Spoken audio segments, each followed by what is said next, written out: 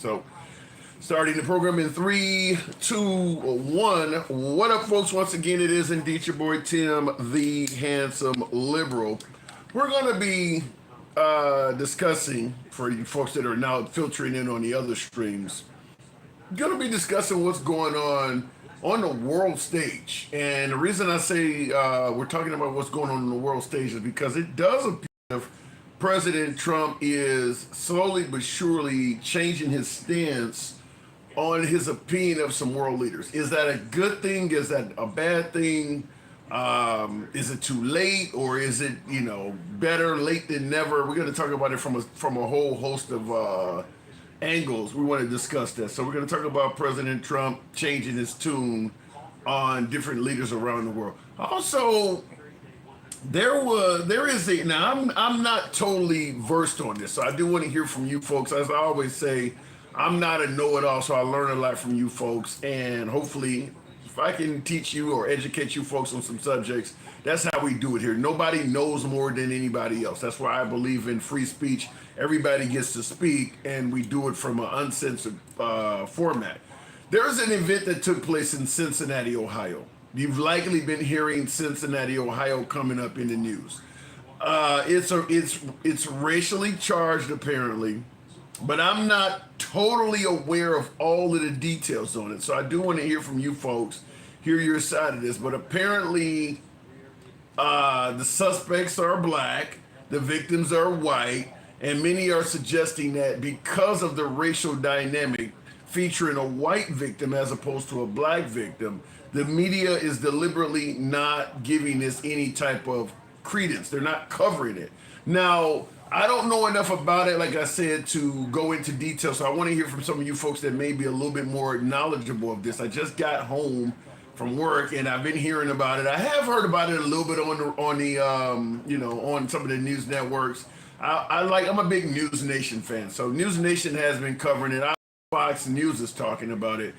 But is it something whereas if the races were reversed, let's say the African Americans were the victims in this type of an event, would they be going apeshit over it, as opposed to now it's being the African Americans are the perpetrator and it's not being covered much. Now I'm going to say right off the bat, the idea that it's not being, because some folks are suggesting it's not being covered at all. Why isn't this news?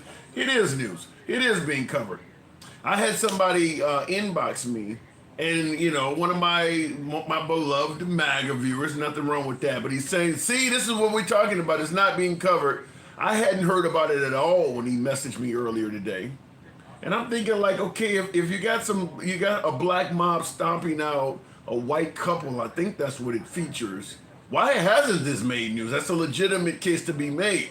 So I went on Google and I just typed in Cincinnati, Ohio, which is it happening. I didn't type in police, I didn't type in brawl, I didn't type in beating, anything. I simply typed in Cincinnati, Ohio.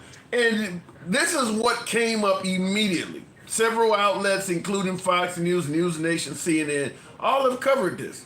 So I went back to my MAGA respondent and told him, I was like, I don't know why you're saying this is not covered. I just Googled the town and it came up. Cincinnati is not a small city.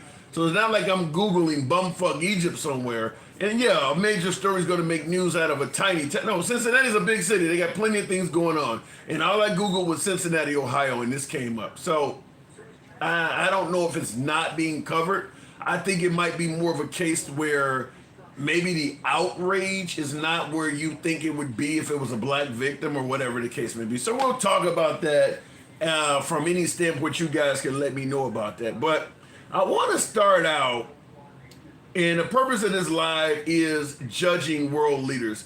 Now, obviously, I have some clips on this. I think I'm going to play a couple clips you've likely heard. You certainly heard this one. Let's start from the beginning. Sure. First of all, during the war, everybody has problems. Even you, but you have nice ocean and don't feel now, but you will feel it in the future. God bless. You don't know that. God bless. God bless. You will not have war. Don't tell us what we're going to feel. We're trying to solve a problem. Don't tell us what we're going to feel. I'm not telling you. Because you're in no position to dictate that. Remember this. You're in no position to dictate what we're going to feel. We're going to feel very you will good. Feel influence. We're going to feel very I'm good and telling very you, strong. You will feel influence. You're right now not in a very good position. You've allowed yourself to be in a very bad position, and he happens to be right about it. From the very beginning of the war. You're not in a Mr. good Brown, position. You don't have the cards right now. I wanted to get to the "you don't have the cards." That's going to probably be a historic line. You'll be hearing about that decades in the future. But the reason I'm playing this is simple. Now, obviously, this is old news. This back and forth between President Trump and Vladimir Zelensky of the Ukraine took place a few months ago, several weeks, if not a few months ago. But the reason I'm playing it is because here is President Trump today. This is President Trump today, literally several weeks after that clash. I would have said 5 times we would have had a deal. I've spoken to President Putin a lot, and then President Putin goes out and starts launching rockets into some city like Kiev and kills a lot of people in a nursing home or whatever. You have bodies lying all over the street. I'm disappointed in President Putin. Very disappointed in him. So we're going to have to look, and I'm going to reduce that 50 days that I gave him to a lesser number because I think I already know the answer what's going to happen. I'm going to make a new deadline of about 10 or 12 days from today. There's no reason in waiting. We just don't see any progress being made. Now, this is President Trump as of late. Remember, we started out, now Trump's only been in office for about 7 months. We started out, Russia being an intelligent, smart leader and blaming the Ukrainians for starting the war outright. That's where we started out when Trump became president. We started out with blaming the Ukrainians and suggesting that Russia was only defending itself from a neighbor trying to join NATO. We've come full circle to the point where we're now arming the Ukrainians, and here you have President Trump today stating that the original 50-day threat, so to speak, he's going to impose 100% sanctions on Russia if they didn't comply and stop the war in 50 days. Now, you hear him here saying that we don't see any progress from them at all, so I'm going to drop the 50 days down to 10.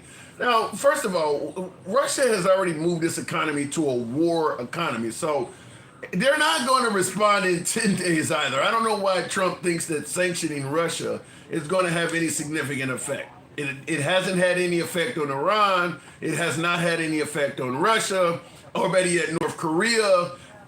These folks do not just bow down to sanctions. I think the issue Trump probably is not realizing here is everybody don't bow down to sanctions coming from America. Some folks would rather let their people live in poverty than to appear on the world stage as if they bowed down to the United States. And I think Trump is starting to realize that with Vladimir Putin. The guy's not going to bow down. He's allegedly losing thousands of soldiers damn near daily. Trump is claiming that he loses 5,000 soldiers every week, and he's saying that number is an underestimate.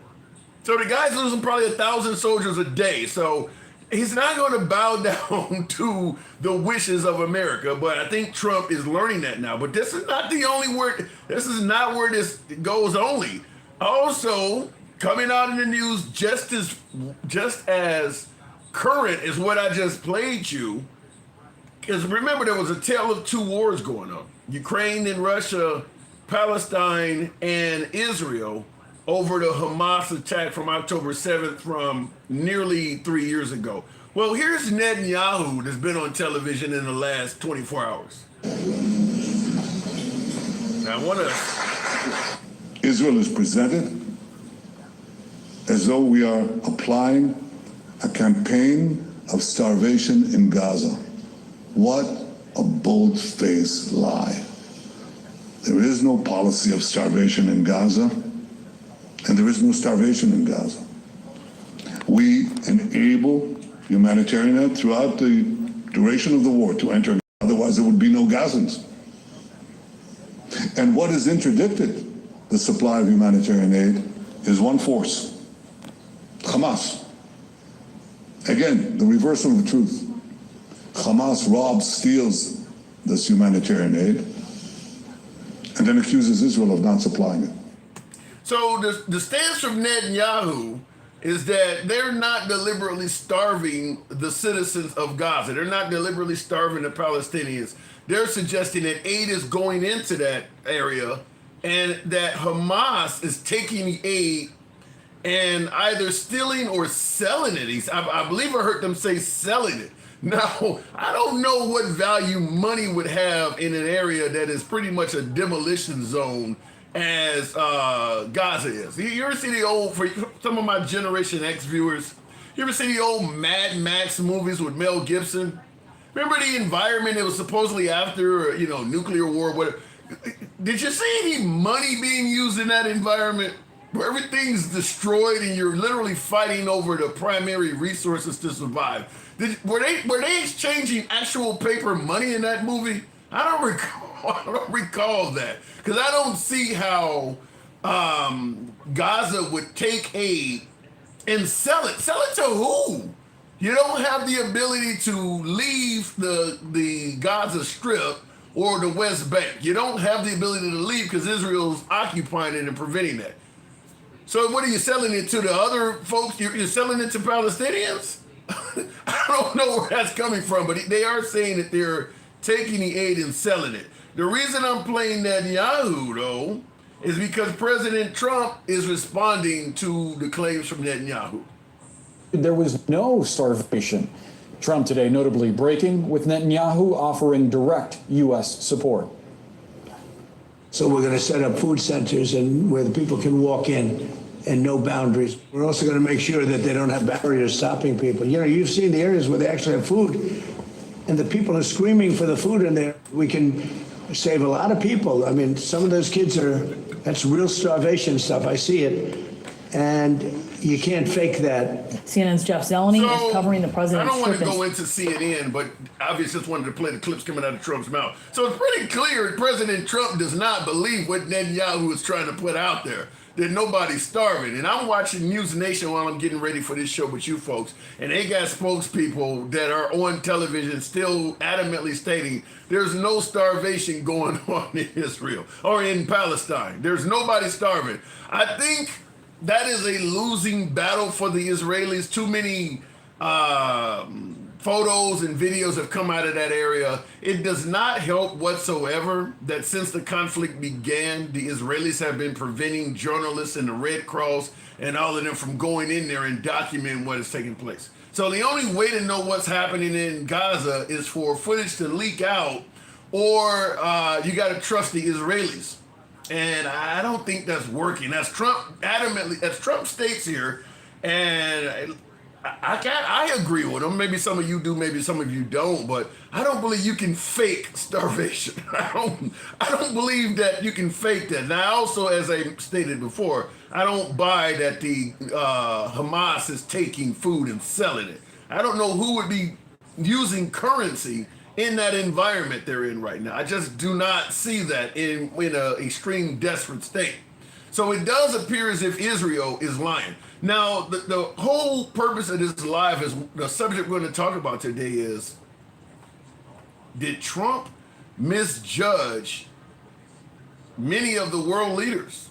Zelensky, Vladimir Putin, now we're talking about Benjamin Netanyahu. Has he, 7 months. Now, the clips I've shown you, all of this stuff is just, a few months old at most. I think the oldest clip